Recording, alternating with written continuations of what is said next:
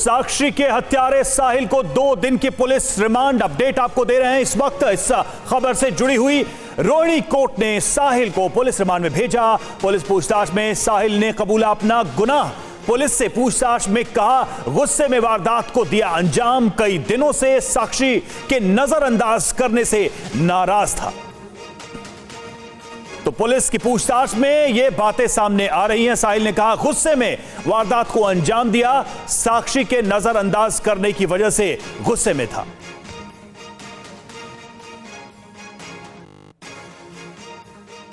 और हमारे साथ इस वक्त हमारे संवाददाता जितेंद्र शर्मा जुड़े हुए हैं। सबसे पहले रुख करेंगे उनका। इसके अलावा हमारे साथ हमारे रिपोर्टर्स भी तमाम अलग अलग जगहों से जुड़े हुए हैं। शालिनी है हमारे साथ और अभिजीत हमारे साथ जुड़े हुए हैं। सबसे पहले जितेंद्र के पास चलेंगे। अरविंद जैन भी हमारे साथ एक्स डीजीपी जुड़े हुए हैं। लेकिन सर अरविंद सर, मैं लौट रहा हूं आपके पास। पहले अपडेट लेते हैं जितेंद्र से। जितेंद्र, पूछताछ हो रही है, कई फैक्ट्स सामने आ रहे हैं, क्या बड़ी जानकारियां निकलकर सामने आई हैं अभी तक? जी बिल्कुल, देखिए आज सुबह तकरीबन 10 बजे रोहिणी कोर्ट में आरोपी को पेश किया गया, जहां पर साहिल को रोहिणी कोर्ट ने 2 दिन की पुलिस रिमांड पर भेज दिया है। पूछताछ के दौरान साहिल से जब पूछा गया कि आखिरकार जो गले के अंदर उसने रुद्राक्ष की माला पहनी हुई थी और जो हाथ में कलावा पहना हुआ था, ये उसने कहां से बनवाया और कैसे उसने पहना, तो उसने बताया कि हरिद्वार वो कुछ दिन पहले गया था और हरिद्वार में उसने रुद्राक्ष की माला पहनी और इसके अलावा जो हाथ में कलावा उसके बंधा हुआ था, उसका कहना है कि एक पीर बाबा के यहाँ गया था, वहां पर उसको पहनाया गया।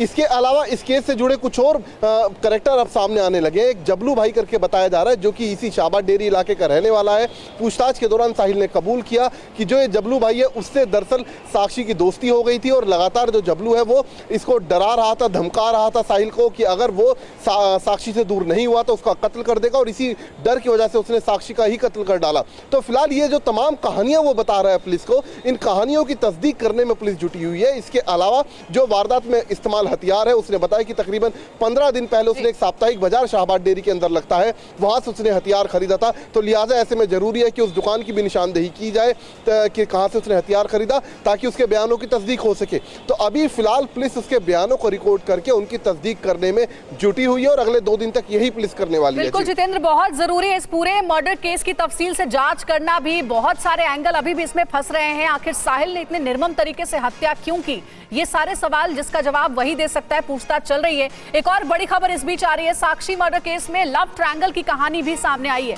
प्रवीण से ब्रेकअप के बाद साहिल साक्षी की हुई थी दोस्ती। ब्रेकअप के कुछ समय बाद फिर करीब आ गए प्रवीण और साक्षी। प्रवीण से साक्षी की दोस्ती साहिल को पसंद नहीं थी और कहा जा रहा है कि ये एक बड़ी वजह थी, साहिल ने साक्षी की हत्या कर दी।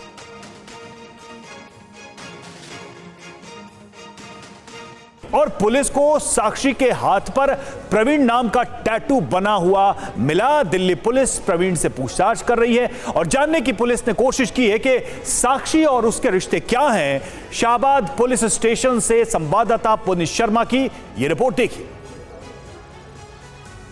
साक्षी के हाथ पर एक नाम गुदा हुआ था, एक टैटू बना हुआ था। उस टैटू पर जो था वो प्रवीण नाम का था। प्रवीण कौन शख्स है ये काफी इंपॉर्टेंट है और इसीलिए उस टैटू के जरिए पुलिस प्रवीण तक पहुंची। और प्रवीण फिलहाल ये शाहबाद डेरी इलाके में पुलिस के पास है। पुलिस लगातार प्रवीण से तमाम सवाल कर रही है, उसे जानने की कोशिश कर रही है कि आखिर साक्षी और प्रवीण के बीच में क्या रिश्ते थे, क्यों साक्षी ने प्रवीण नाम का टैटू अपने हाथ पर गुदवाया था। इसके अलावा पुलिस ने उन कई लोगों को भी हिरासत में ले रखा है जिनको कि शाहबाद डेरी थाने में ही इस वक्त रखा गया है, जो हत्या के वक्त मौका वारदात के आसपास थे, जो सीसीटीवी फुटेज में उनके चेहरे नजर आ रहे हैं। और इसके अलावा जब पुलिस ने अपनी इन्वेस्टिगेशन शुरू की तो पुलिस ने यह देखा कि हत्या जिस वक्त साक्षी की जा रही थी, कौन कौन लोग वहां से गुजर रहे थे, किन किन लोगों ने देखा और कौन कौन उस वक्त काफी देर तक वहां पर रहे थे। इसके अलावा वो भी खास लोगों को पुलिस ने अभी हिरासत में लिया हुआ है जो साहिल के काफी करीबी थे और हत्या के वक्त मौका वारदात के आसपास मौजूद थे। फिलहाल शाहबाद डेरी का ये वो थाना है जहां पर प्रवीण से भी लगातार पूछताछ की जा रही है, साहिल के बारे में भी उससे पूछताछ की जा रही है और तमाम चीजों को जानने की कोशिश। तो देखिए पूरी रिपोर्ट आपने देखी। साक्षी का दोस्त प्रवीण अभी यूपी के जौनपुर में बताया जाता है, ये बड़ी खबर है। प्रवीण के नाम का टैटू साक्षी ने बनवाया था। पूरी जांच में इस बात का भी पता चला है और प्रवीण की दोस्ती की वजह से साहिल नाराज हुआ था, ये भी जानकारी मिल रही है। तो देखिए पूछताछ जो हो रही है, उस पूछताछ में कई चौंकाने वाले खुलासे साहिल की ओर से किए जा रहे हैं।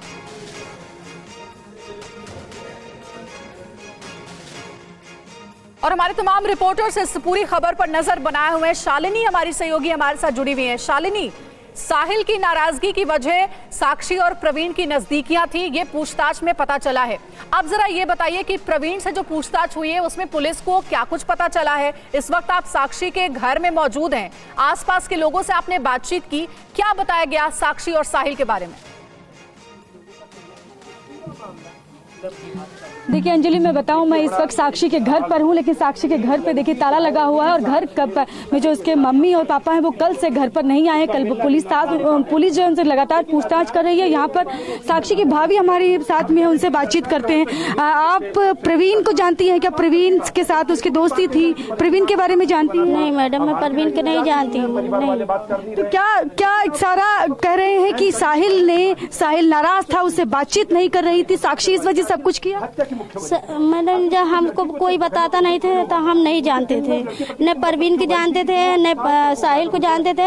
हम खाली जो नीतू आई थी सहेली उसी को जानते हैं। साक्षी से बातचीत होती थी तो क्या क्या कहती थी वो आपसे? इस महीने में तो बात नहीं हुई मेरे साक्षी से, अगले महीने में बात हुई थी तो हम उसको बहुत समझाए, हमके बहनी ऐसे काम नहीं करते हैं। बोली कि मैं कुछ करती नहीं, मैं सहेली के साथ जाती हूँ। तो मैं बोली कि मैंने आर पड़ोस के मैंने सोचते हैं कि भाग गई, ये करी वो करी। तो बोली आप उसको समझा। शालिनी, हम लौट रहे हैं आपके पास। देखिए उनके रिश्तेदार, उनके घर वाले क्या कह रहे हैं, हम लौटेंगे आपके पास शालिनी। और देखिए इस बीच एक और अपडेट हम दर्शकों को दे दें। साहिल की इंस्टाग्राम चैट से साहिल को लेकर एक बड़ी बात सामने आ रही। कई लड़कियों से साहिल की दोस्ती का खुलासा हुआ है। दूसरी लड़कियों से दोस्ती की वजह से साक्षी ने दूरी बनाई। साहिल के धोखा देने पर साक्षी पुराने दोस्त के करीब आई। साक्षी के दूरी बनाने से नाराज साहिल ने हत्या की साजिश रची। तो देखिए ये नई बातें, अब नए नए फैक्ट्स निकलकर सामने आ रहे हैं और इसमें जो दोनों के बीच डिस्टेंस हुआ उसको लेकर भी ये अब दावा सामने आ रहा है। जो बातें सामने आई कि कई लड़कियों के साथ उसकी दोस्ती थी और ये बात जब साक्षी को पता चली तो साक्षी ने दूरी बनाई और उसका नतीजा ये हुआ। जितेंद्र के पास चलेंगे बार फिर से। जितेंद्र, ये अब नई बातें आ रही हैं साहिल के बारे में, क्या ये पैटर्न पुलिस को कुछ दूसरे शक भी पैदा कर रहा है? क्योंकि जो अब एक पॉलिटिकल बहस चल रही है कि ये लव जिहाद का एंगल है, कुछ कह रहे हैं कि जानबूझकर वो ऐसे तरीके से कई लड़कियों को फंसाता था, क्या उस पर भी पुलिस जांच कर रही है? क्योंकि अब ये बात आ रही है कि कई सारी लड़कियों से दोस्ती थी और नाराजगी की ये वजह थी। जी बिल्कुल, देखिए साहिल, नीतू और इसके अलावा जो साक्षी है, इन तीनों के इंस्टाग्राम चैट को खंगाला जा रहा है। उन चैट से काफ़ी कुछ पुलिस को पता चला है। पुलिस के मुताबिक दरअसल ये पता चला है कि साहिल की कुछ और लड़कियों से भी दोस्ती थी, जिसको लेकर साक्षी और साहिल के बीच में अक्सर अनबन भी रहा करती थी। इसके अलावा नीतू का प्रोफाइल भी खंगाला गया है, जिसमें बड़ी संख्या में साक्षी की फोटोग्राफ्स देखे गए, उसके रील्स देखे गए।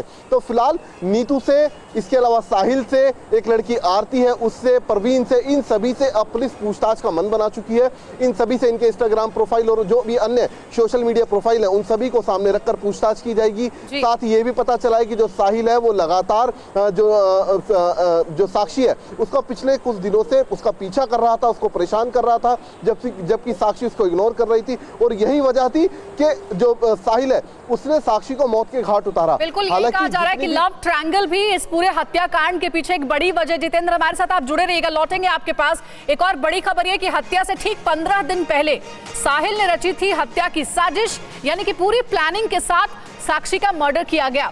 साक्षी की हत्या में इस्तेमाल चाकू 15 दिन पहले ही खरीदा था साहिल ने। वीकली मार्केट से साहिल के चाकू खरीदने का शक है। अब तक हत्या में इस्तेमाल चाकू बरामद नहीं हुआ है। बीती रात पुलिस की टीम ने रिठाला के मैदान में चाकू ढूंढा, लेकिन बताया जा रहा है कि अभी तक चाकू बरामद नहीं हो सका है। पुलिस टीम दोबारा जाएगी चाकू रिकवर करने। अभिजीत हमारे सहयोगी हमारे से जुड़े हुए, उनका रुख करेंगे। अभिजीत, अभी भी बहुत सारे पेच इस पूरे हत्याकांड के मामले में फंस रहे हैं, लेकिन बड़ी बात यह है कि आरोपी जो है वो पकड़ा गया, साहिल पकड़ा गया। सीसीटीवी फुटेज में भी दिख रहा है कि उसने ही मर्डर किया।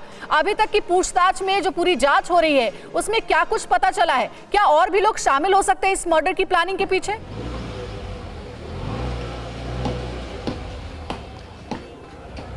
जी बिल्कुल, साहिल के पकड़े जाने के बाद तमाम तथ्य सामने आने लगे हैं और पुलिस तमाम एंगल से इसकी जांच कर रही है। साहिल ने कबूल भी लिया है कि उसने हत्या की, लेकिन सवाल कई इसमें पैदा होते हैं क्योंकि साहिल ने योजनाबद्ध तरीके से इस हत्या को अंजाम दिया। और इस वक्त मैं मौकाए वारदात पर ही मौजूद हूं, जहां पर तमाम लोगों का आना जाना लगातार जारी है। पुलिस लगातार लोगों से बातचीत कर रही है और यहाँ पर आप देख सकते हैं कि इसी जगह पर हत्या को अंजाम दिया था साहिल ने और यहीं पर साक्षी के मर्डर को उसने अंजाम दिया था। तमाम एंगल से जांच करने के बाद, लोगों से पूछताछ करने के बाद कई सवाल ऐसे पैदा होते हैं कि क्या इस हत्या की योजना बहुत पहले बना ली थी उसने और भी लोग इसमें शामिल हो सकते हैं। इस तरह की भी बातें सामने आ रही कि जिस वक्त साहिल इस जगह पर हत्या को अंजाम दे रहा था उसके साथ एक और शख्स भी मौजूद था। इस एंगल से भी जांच लगातार चल रही है और तमाम तरह की बातें जो है वो लगातार नई तरह की बातें आई, कई तरह के थियरीज आई। पुलिस ने भी कहा कि हम हर एंगल से जांच करेंगे, कोई भी एंगल हम छोड़ेंगे नहीं।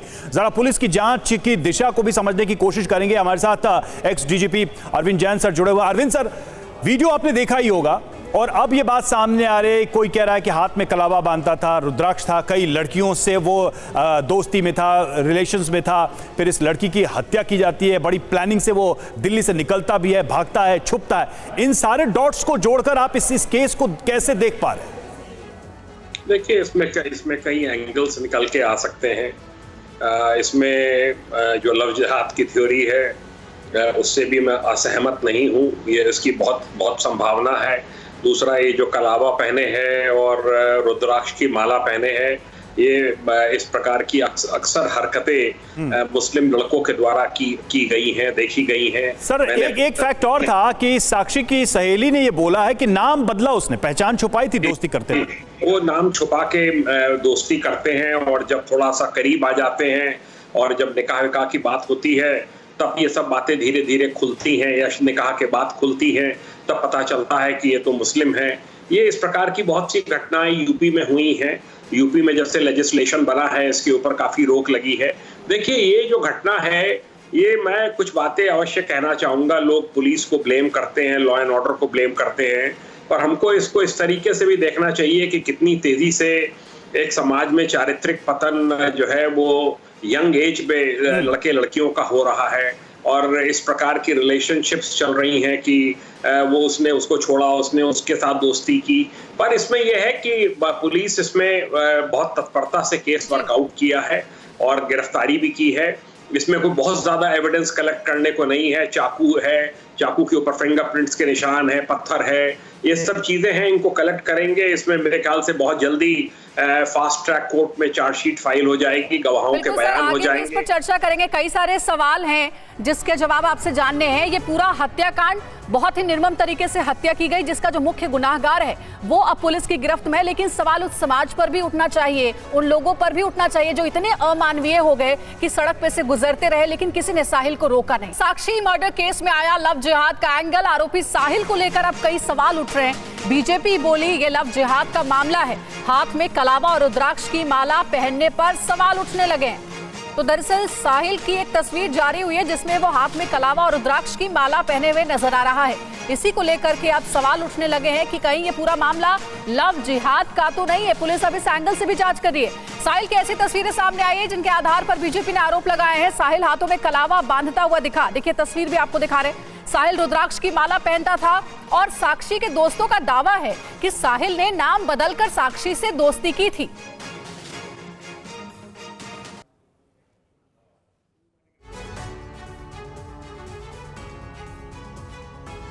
तो साहिल ने क्या साक्षी के साथ लव जिहाद किया, ये बहुत बड़ा सवाल है और इसी आधार पर अब जांच आगे भी बढ़ रही है। पहली बड़ी बात ये कि हाथ में कलावा बांधा था आरोपी साहिल, इसकी तस्वीर भी जारी हुई है। दूसरी बड़ी बात ये कि गले में रुद्राक्ष की माला पहनता हुआ साहिल नजर आया है अपनी एक तस्वीर में। तीसरा एंगल ये भी है इस पूरे मामले से जुड़ा हुआ कि साक्षी से पहचान छिपाकर मिला था साहिल और ये बात खुद साक्षी की दोस्तों ने पुलिस को बताई है। कुछ और डिटेल इंफॉर्मेशन है इस पूरे मर्डर केस से जुड़ी हुई, इसके लिए रवि के पास चलते हैं।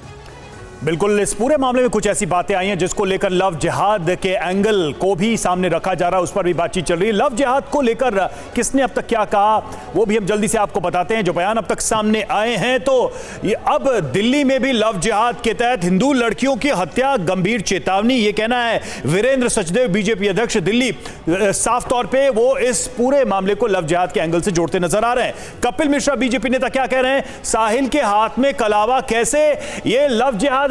कपिल मिश्रा ने साफ तौर पे इसे लव जिहाद ही कहा है। बबीता फोगाट बीजेपी नेता, वो क्या कह रही हैं, आफ्ताब, सुफियान हो या साहिल, बस नाम बदल रहे हैं, सोच, इरादा और अंजाम नहीं, लव जिहाद। साफ तौर पे ये भी, यानी बबीता फोगाट भी लव जिहाद का नाम इसे दे रही इस पूरे मामले में। हालांकि पुलिस ने कहा है कि हम हर एंगल पर जांच करेंगे। विनोद बंसल क्या कह रहे हैं, वीएचपी के प्रवक्ता, इस दरिंदे को देखकर भी आंखें बंद रही तो लव जिहाद का अगला शिकार कौन होगा, यह अकल्पनीय है। अशोक पंडित फिल्मकार, वो कह रहे हैं कसाब और साहिल में सिर्फ कलावा कॉमन है। ये वो कलावे की बात को कोट करते हुए ये तुलना भी वो कर रहे हैं कसाब के साथ। तो ये वो बयान है जो अब तक इस पूरे मामले में लव जिहाद के एंगल को देखते हुए आए हैं। और अब आपको सुनाते हैं बीजेपी और विश्व हिंदू परिषद के दो बड़े नेताओं के बयान।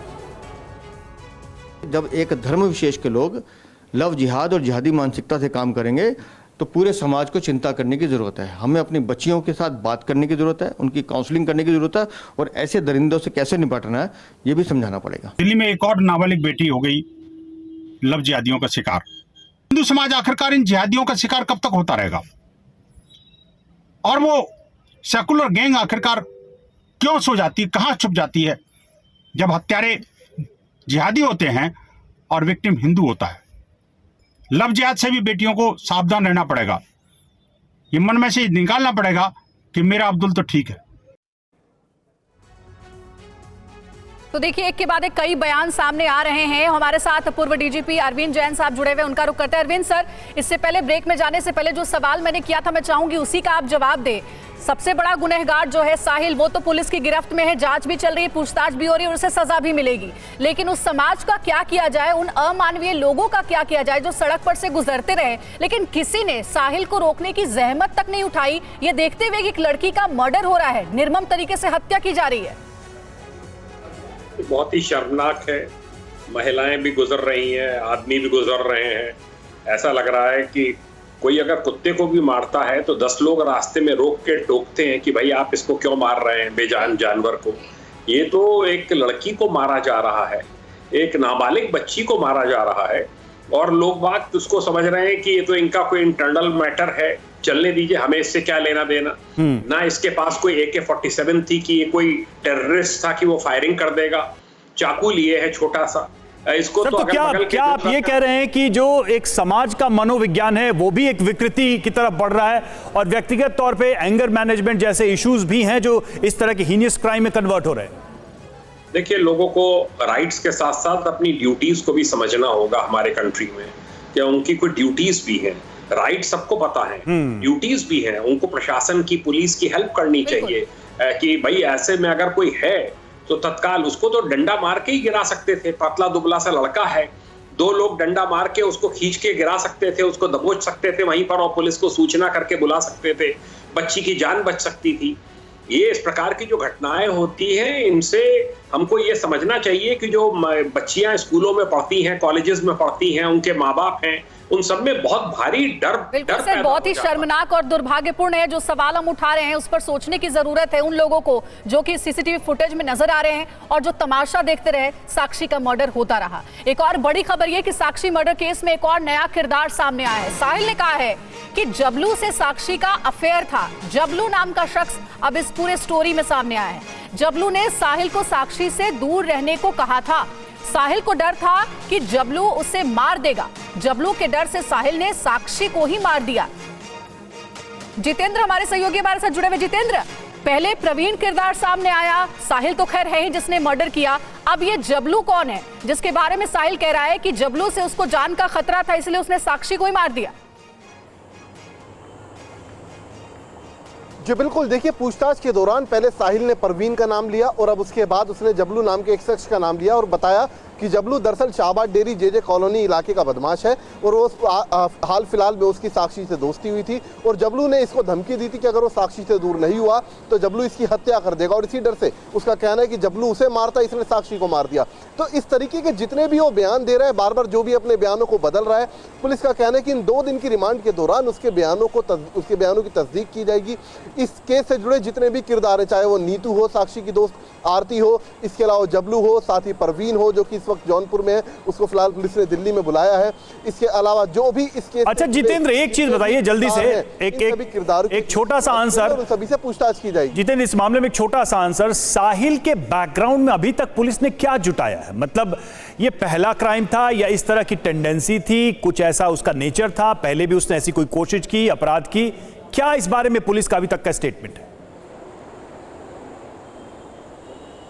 जी बिल्कुल, देखिए पुलिस का कहना है कि जिस तरीके से उसने वारदात को अंजाम दिया, जो उसकी मनोवृत्ति थी, उसको देखते हुए पुलिस को ऐसा लग रहा है कि उसकी पुरानी क्रिमिनल हिस्ट्री हो सकती है, लेकिन अभी तक पुलिस के सामने कोई भी केस सामने नहीं आया है। लेकिन पुलिस का दावा है कि जल्द उसकी जितनी भी पुरानी हिस्ट्री थी, क्योंकि पुलिस के पास कुछ ऐसे सुराग हाथ लगे हैं जो कि उसकी पुरानी इन्वॉल्वमेंट को दिखाते हैं, तो लिहाजा उसको लेकर पुलिस अभी काम पर, पुलिस का कहना है कि तफ्तीश हमारी अभी फिलहाल चल रही है उस मामले पर। लौटेंगे आपके पास जितेंद्र और आपको दिखाते हैं साहिल खान ने अपने इंस्टाग्राम के बायो में क्या लिखा था। नाम के नीचे उसने लिखा था लव यू जिंदगी डार्क लाइफ। देखिए क्या लिखा था बायो में, ये लिखा था लव यू जिंदगी डार्क लाइफ। वो जो बायो है वो हम आपको दिखा रहे हैं। इस बात का क्या मतलब है जरा समझिए। ये जो नीचे डार्क लाइफ लिखा है ये अपने आप में एक इंडिकेटर दिखाई दे रहा है। फिर उसके नीचे लिखा है दारू लवर, यारों की यारी सब पर भारी। ये सारी बातें एक स्वैग दिखाने की कोशिश हो रही थी यहां पर, लेकिन सवाल ये है कि ये हार्डकोर क्रिमिनल की तरह ब्रूटल मर्डर कर रहा है और सोशल मीडिया पर इस तरह की चीजें वो पहले से ही पोस्ट कर रहा है, जिसमें एक उसका वीडियो भी हम आपको दिखाई रहे हैं जिसमें वो कह रहा है कि आतंक मचाना होगा।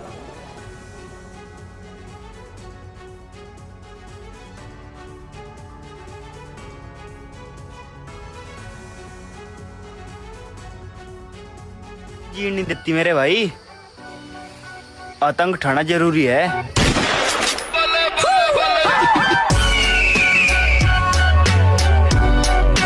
दुनिया शांति तो जीण नहीं देती मेरे भाई, आतंक उठाना जरूरी है।